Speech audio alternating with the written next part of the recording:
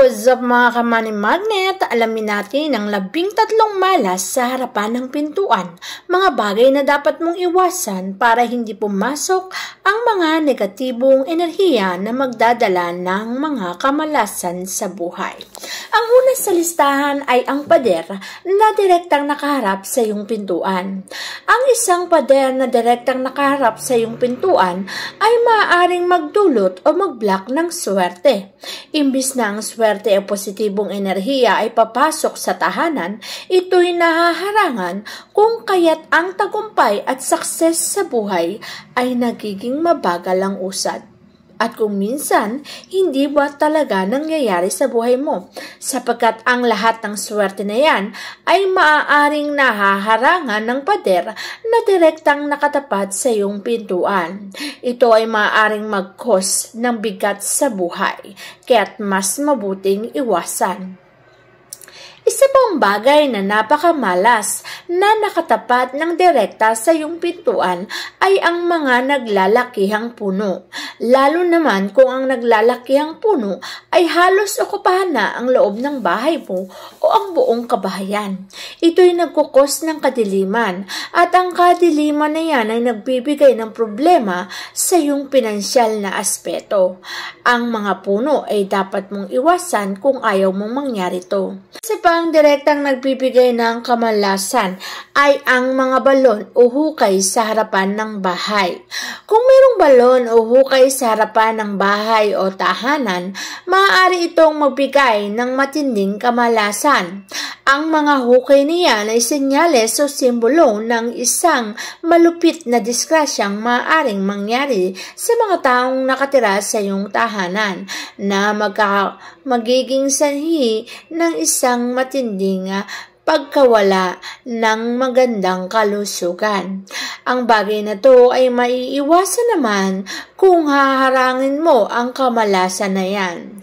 Takpan mo ang balon o kaya naman huwag mong itapat ang pintuan sa mga hukay na yan. Mainam din na kung merong mga halaman sa harapan ng bahay, huwag yung halamang gumagapang katulad na lamang ng halaman na sa pagkita. Ang mga halamang gumagapang sa harapan ng bahay ay maaaring maging senyales ng paggapang sa kahirapan. Mainam na ito'y maiwasan para hindi mo rin ito mamanifest sa iyong buhay. Ang mga punong durian ay merong malagkit na katas kung saan ito'y sinasabing malagkit ang magiging bunga ng buhay mo sa kasalukuyan. Didikit dito ang kamalasan at magiging mabagal ang usad ng kaswertihan. Mainam din na walang mga puno lalo na kung ang puno na yan ay durian kung saan magbibigay ito ng kamalasan. Isa pang puno na hindi dapat nasa harapan ng bahay ay ang cotton tree o cotton plant. Ito kasi nag-absorb ng mga dust, mga alikabok at kapag naipunan, nagiging stagnant kung saan kapag marami ng negatibong enerhiya ang naipon dyan, marami na rin kamalasan ang maibibigay sa iyong buhay. Mas maiiwasan mo to kung aalisin mo to sa harapan ng bahay para maiwasan din ang kamalasan. Isa pang bagay na mga puno na maaaring magdulot ng kamalasan ay ang puno ng sampalok kung saan nagbubunga ng maasim yan.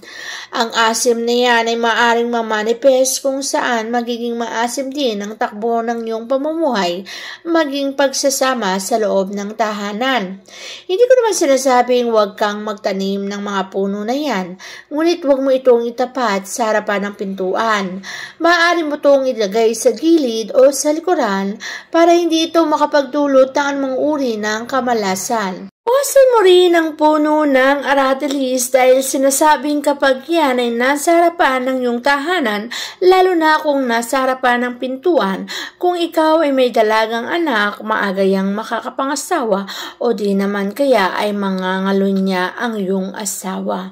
Ito kasi ay nagtutulot ng third party sa buhay, kaya't mas mainam na iwasan na ito ay nakalagay sa harapan ng pintuan o maging sa harapan ng bahay bahay para maiwasan mo rin ang maaaring idulot nitong kamalasan sa iyong buhay.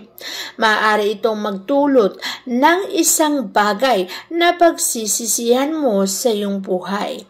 Kaya't mas mainam na ang bagay na to ay maiwasan. Iwasan mo rin ang puno ng langka sa harapan ng bahay. Kung naglalakihan ng mga yan na may dagta, ang dagta na yan ay katumbas ng luha. Madalas ang pagluha ng mga taong nakatira sa iyong tahanan. Ang pagluha na yan ay maaaring sanhi ng problema, pagkakasakit o kaya naman ay pangangalunya ng iyong asawa. Kaya naman kung ayaw mong maranasan ang matinding pagluha sa iyong buhay, iwasan mo ang puno ng langka na nasa harapan ng iyong tahanan para maiwasan mo rin ang anumang maidudulot nitong pagluha at pagdadalamhati sa iyong buhay. At syempre, huwag mong kakalimutan na ang mga pintuan na tinatawag na lagus-lagusan ay ang mga pintuang magkakatapat kahit pa sabihing sa pintuan lamang yan ng iyong kapitbahay. Kapag kasi ang dalawang pintuan na yan ay magkatapat, lalo na kung ang pintuan ay pintuan ng iyong kapitbahay, mag-aagawan kayo ng pag-asenso sa buhay. Kung siya ang umuunlad at nagtatagumpay, ikaw naman ang babagsak. Kaya't para maiwasan ang bagay na to, iwasan mong pagtapatin ng pintuan ng iyong kapitbahay. Ang bagay o tapat ng pintuan mo na maaaring magdulot ng negatibong enerhiya ay ang mga nagre-replika ng negatibong emosyon, pagluha, sakripisyo at dalamhati. Yan ay ang mga sementeryo na maaaring nakatapat sa harapan ng tahanan mo. Kapag madalas mong nasisilayan ang pagluha at dalamhati na yan at ang lahat ng yan ay nasa harapan lang ng bahay, ito ay mamamanipis mo at mangyayari rin sa iyong buhay. Iwasan mo rin ang mga halaman na gumagapang sa tapat ng iyong tahanan, lalo na kung ito ay nakalagay sa iyong tahanan maging sa harapan ng pintuan. Sinasabing ang mga gumagapang na halaman na yan ay maaaring magdulot ng problema sa iyong buhay. Pagbagal ng pag-asenso at pagbagal ng pag-unlad sa buhay, kaya iwasan mo na lamang. Ang mga posteng naglalakihan ay sinasabing poison arrow yan.